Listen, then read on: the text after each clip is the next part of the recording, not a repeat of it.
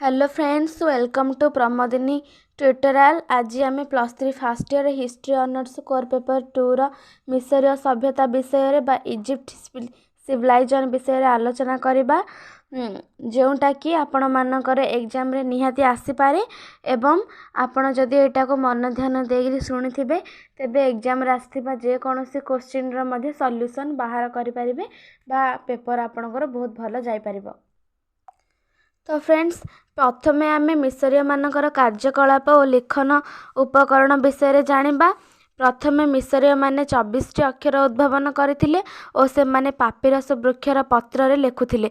से माने कोन करथिले ना पापिरस वृक्षर पत्र रे लेखुथिले एवं से माने काहा साहाय्य लेखुथिले ना काठ कलम साहाय्य रे लेखुथिले। काठ कलम को से माने व्यवहार करुथिले।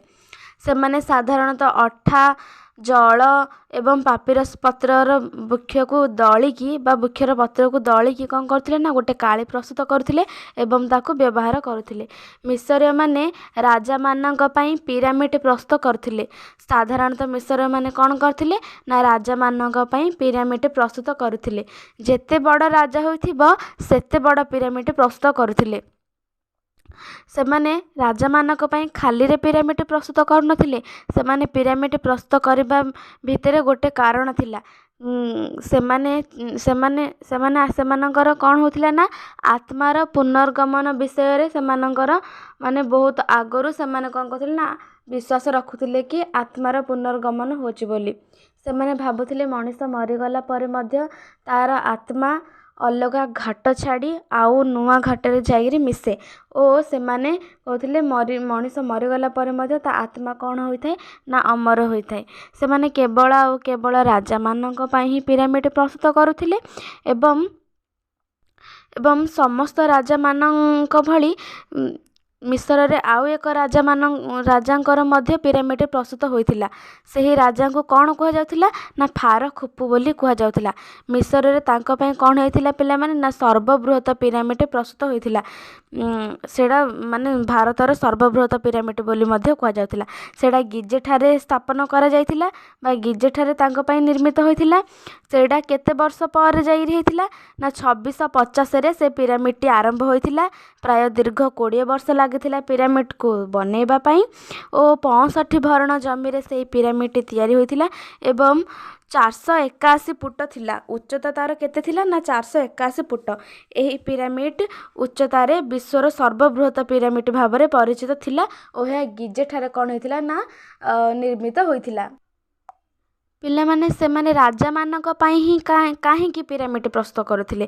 से विषय मध्ये गोटे कारण अछि। कारण राजा माने ही बड़ बड़ काम करिकरी प्रजा मानक सहाय्य करिथांती। प्रजा मानक दुख रे सुख रे ठिया होइथांती। तेणु करी से मानक मने रखिबा पई मिसरीय माने कोन करथिले ना राजा मानक रे ही पिरामिड प्रस्तुत करुथिले। एबे देखिबा मिसरीय मानकर कला और स्थापत्य। मिसरीय माने कला स्थापत्य कहिले पिरामिड प्रस्तुत करुथिले, मंदिर निर्माण करुथिले एवं मंदिर बाहर बा भितरे सूक्ष्म कारुकार्य करुथिले। मिसरीय मानकर दियात चीनामाटी मध्ये करुथिले।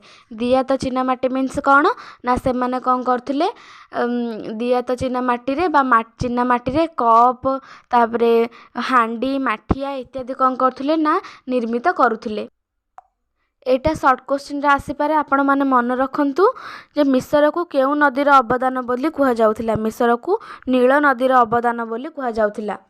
साधारणतः मिसर सभ्यताटी नील नदी अवस्थित स्थान रे होइथिला, सेति पई मिसर को नील नदीर अवदान बोली कह जाउथिला।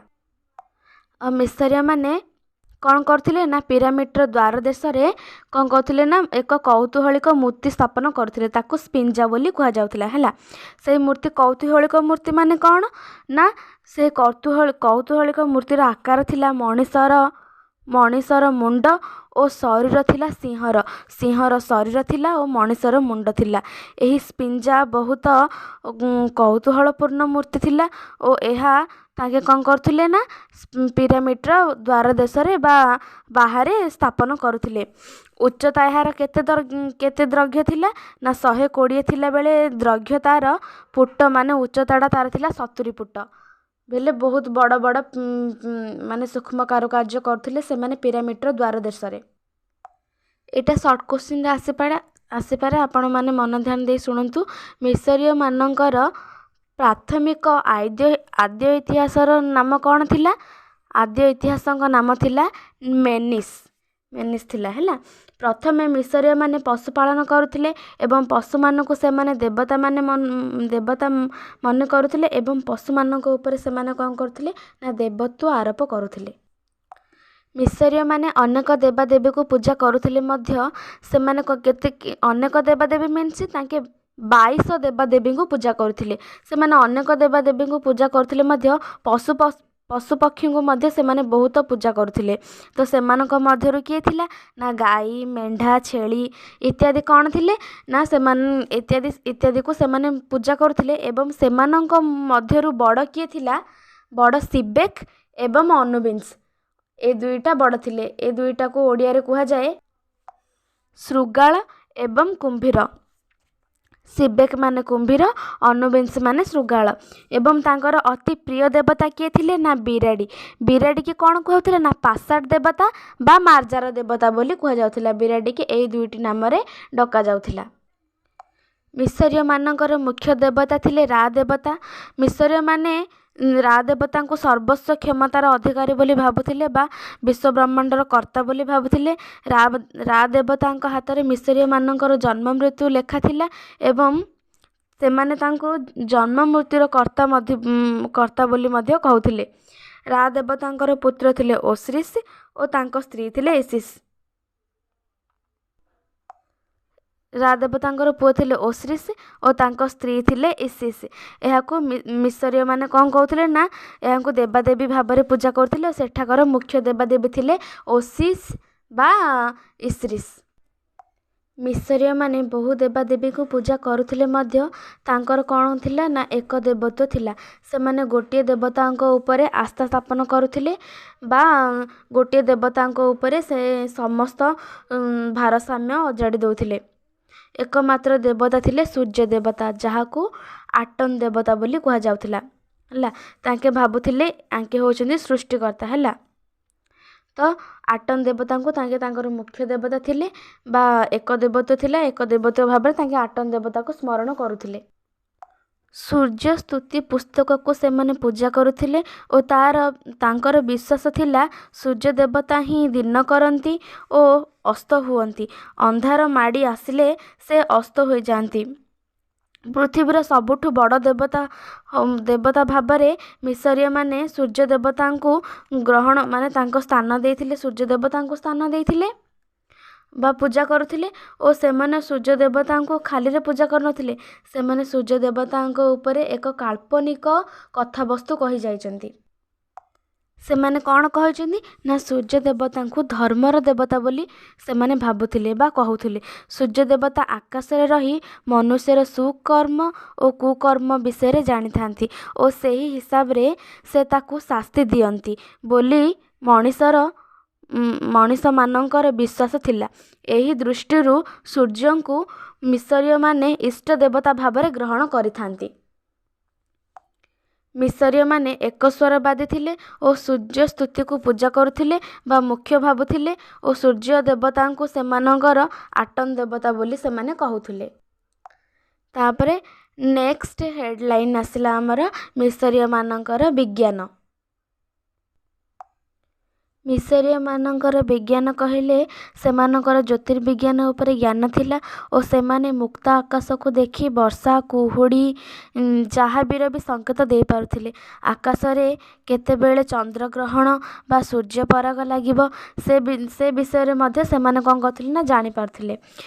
ମିଶରୀୟମାନେ ମଧ୍ୟ ବର୍ଷକୁ 12 ମାସ ଭାବରେ ବର୍ଷକୁ 12 ମାସ ବୋଲି ଭାବୁଥିଲେ ଏବଂ ସେ ଦିନକୁ ମାସକୁ 30 ଦିନ ଭାବରେ ହିସାବ କରୁଥିଲେ। ଏବଂ ଏହି ସମୟରେ ସେ କ'ଣ କରୁଥିଲେ ନା ବର୍ଷକୁ 12 ମାସ ତଥା ମାସକୁ 30 ଦିନ ଭିତରେ ତ ହିସାବ କରୁଥିଲେ ଏବଂ କେବେ କେବେ 31, 29 ଏବଂ 30 ଦିନକୁ ମଧ୍ୟ ସେ ବିଷୟରେ ମିଶାଉଥିଲେ। ତ ବର୍ଷକୁ ସେମାନଙ୍କର 365 ଦିନ ହେଉଥିଲା। 365 ଦିନ ହେଲେ ସବୁ ଦିନରେ 30 ଲେଖା ଲେଖିଦେଲେ 12 ମାସରେ 360 ଦିନ ହେଉଥିଲା।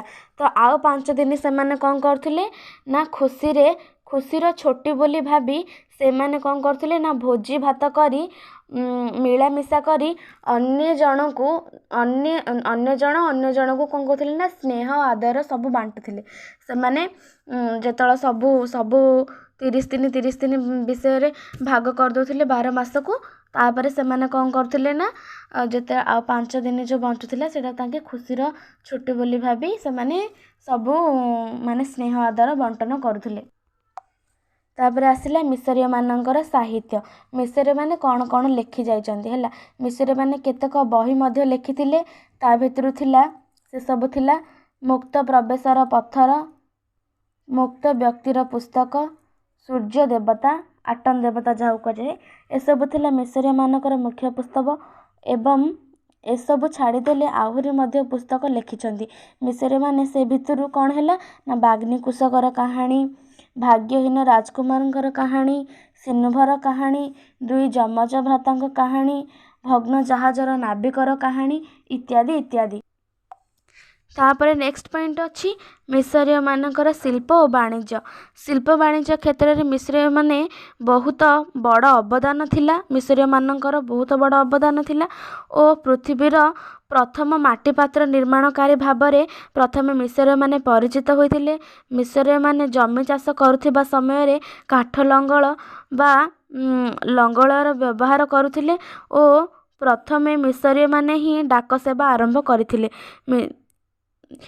ମିଶରୀୟମାନେ ଡାକ ସେବା ଆରମ୍ଭ କରିଥିବାରୁ ତାଙ୍କ ନାମ ଇତିହାସରେ ସ୍ୱର୍ଣ୍ଣ ଅକ୍ଷରରେ ଲିପିବଦ୍ଧ ହୋଇ ରହିଛି। ଏହାର ଜନକ ଭାବରେ ମିଶରୀୟମାନେ ପ୍ରଥମେ ଡାକ ସେବାର ପ୍ରଚଳିତ କରିଥିଲେ ଏବଂ ଇତିହାସ ଲିଖନ ପ୍ରଣାଳୀରେ ଜନକ ଥିଲେ ମିଶରୀୟମାନେ। ମିଶରୀୟମାନେ ଏହି ଦେଶ ପାଇଁ ଏତେକ କାମ କରିଥିବାରୁ ପୃଥିବୀ ଇତିହାସରେ ସେମାନଙ୍କ ନାମ ସ୍ୱର୍ଣ୍ଣ ଅକ୍ଷରରେ ଲିପିବଦ୍ଧ ହୋଇଅଛି। ମିଶରୀୟମାନଙ୍କର ପୁରୋହିତମାନଙ୍କୁ କ'ଣ କୁହାଯାଉଥିଲା ମାନେ ପୁରୋହିତମାନେ ଯେଉଁ ଛବି ଲିପି ଲେଖୁଥିଲେ ତାକୁ ପବିତ୍ର ଛବି ଲିପି ବୋଲି କୁହାଯାଉଥିଲା। ସର୍ଟ କୋଶ୍ଚିନ୍ ଏଇଟା ପଚାରି ପାରେ କି ମିଶରୀୟମାନଙ୍କର ପୁରୋହିତମାନେ ଯେଉଁ ଛବି ଲେଖୁଥିଲେ ତାକୁ କ'ଣ କୁହାଯାଉଥିଲା, ତ ଆପଣମାନେ ଲେଖିବେ ତାକୁ ପବିତ୍ର ଛବି ଲିପି ବୋଲି କୁହାଯାଉଥିଲା। ମିଶରୀୟ ସଭ୍ୟତାକୁ ନୀଳ ନଦୀର ସଭ୍ୟତା ବୋଲି କୁହାଯାଉଥିଲା। ତ ଫ୍ରେଣ୍ଡସ୍, ଏଇ ଥିଲା ଆଜିର ଭିଡ଼ିଓ। ଆପଣଙ୍କୁ ଯଦି ଏଇ ଭିଡ଼ିଓଟି ଭଲ ଲାଗିଥାଏ ତେବେ ଲାଇକ୍ କମେଣ୍ଟ ସେୟାର କରିବାକୁ ଜମା ବି ଭୁଲିବେନି।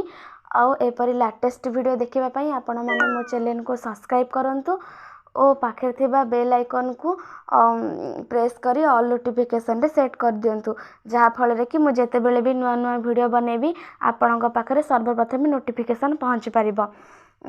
ଆଜିର ଭିଡ଼ିଓ ଏଇଠି ମୁଁ ଶେଷ କରୁଛି। ଦେଖା ହେବା ପୁଣି ନୂଆ ଭିଡ଼ିଓରେ।